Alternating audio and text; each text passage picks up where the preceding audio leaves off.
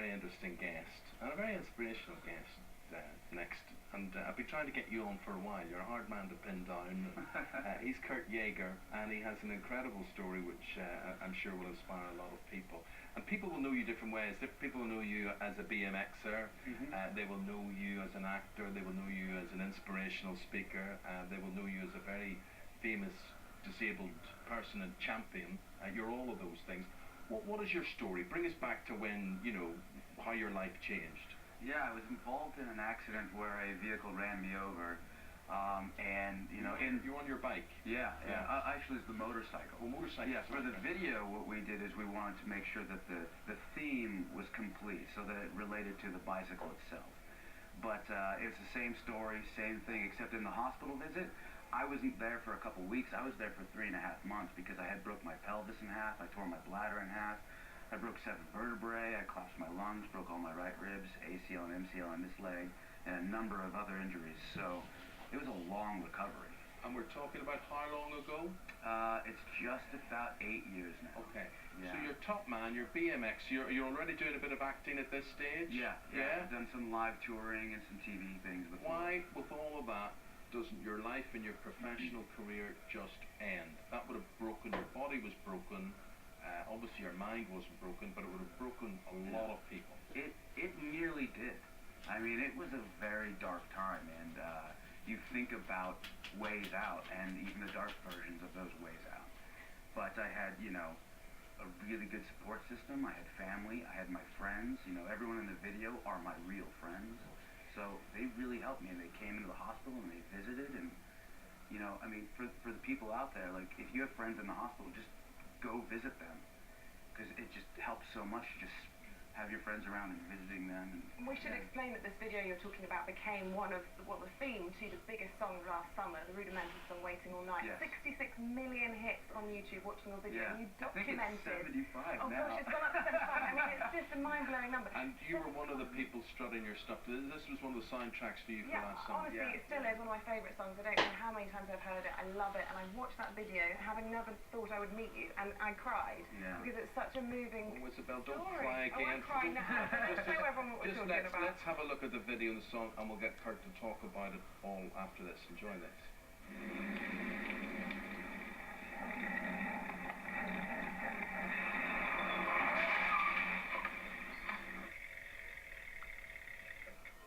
I've been waiting all night for you to tell me what's wrong. Tell me that you need me. I've been waiting all night for you to tell me what you want. I've been waiting all night for you to tell me what you want. Tell me that you need me. I've been waiting all night for you to tell me what you want.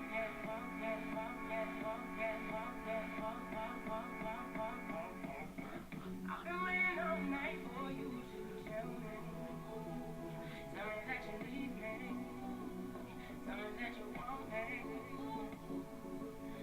I've been waiting all night for you to tell me that you need me. Tell me that you want me.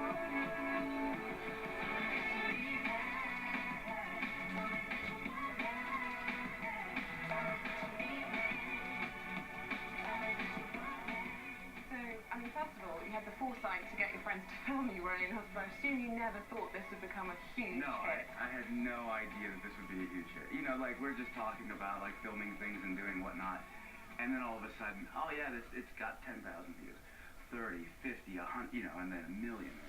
How do you even guess that would happen? Yeah. But then you're obviously relating, you're obviously tapping into people on so many levels. What do you think it is about you, about your story? It's very good. I went on to your Twitter page yesterday, and I'm laughing now, but I had this pain in my back and my hip, and I was moaning and groaning about it. I wasn't a nice person yesterday. It was hurting me. Yeah. And then I thought, you said something like, "What you've got an ache, and it's stopping you doing something," and I felt really humbled by the whole thing. But you've lost your leg from your knee down. Yeah, from my knee down. Yeah. But you've got back on a BMX bike. Yeah. At what level? How far are you pushing that? I was the first amputee to go to the X Games, first amputee to pull a backflip over a jump, and then tail whips and all the rest of the tricks. I mean, I'm not as good as I used to be, but I'm okay. How hard was it to get back on your bike? Because we see in the video those Yeah. times where your friends are egging you on and you're literally on the edge of one of these ramps and you're thinking, do I really want to do this after everything I've been through? It's so difficult because you're having to relearn everything that you already knew how to do. This side's lighter than the other side now, so your weight ratio is off. You have to go, okay, what's going to happen? You have no idea. You don't know where your foot is because you have no feeling, so you don't know where your foot is on the pedal. You don't know anything. You have to figure out how to make all of that work again, and then you're dealing with, you know, starting all over. You're 10 years old again trying to relearn how to ride a bike. How do you apply your story to everyone else watching? You know, there you are, you're on Sons of Anarchy, which a lot of people will see on the Sky platform as well. You're back BMXing, you're doing your acting, and you're speaking. You're such a motivation for so many people. What would you say to people in their day-to-day lives who are without a sense of purpose or motivation, or maybe have got a terrible physical disability? Yeah. I mean, first of all, it's extremely difficult to be in that position. It just is. So you need some support and things of that nature. But you only learn when you try. You learn nothing when you don't try. So success for me is when you get to that point of actually making an effort. Whether or not you succeed in that effort, you learn something if you fail, and you learn something if you succeed. You learn nothing if you do nothing. So you might as well just go out and screw up and mess up and try and try and try and see what happens. Were you like this before your accident?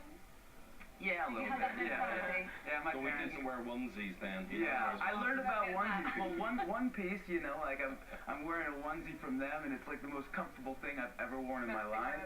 I'm hanging out here in the UK with my good friend James, who is owner of Zeal BMX. So like I get to hang out with friends and everything. But I've always been pretty tenacious. My dad raised me, and my mom raised me pretty tough-nosed. Yeah. So yeah, you know, You've got a good mentality. Yeah. I've fallen off a lot of motorcycles in the past and bicycles, so. Well, Kurt, pleasure talking to you. Thanks for coming in. Yeah. Kurt's on his bike now. He'll ride back into town now Exactly. on his BMX. Thanks very much indeed. Thank you for having me. Pfizer, AstraZeneca dominating the program today. The rejection by AstraZeneca of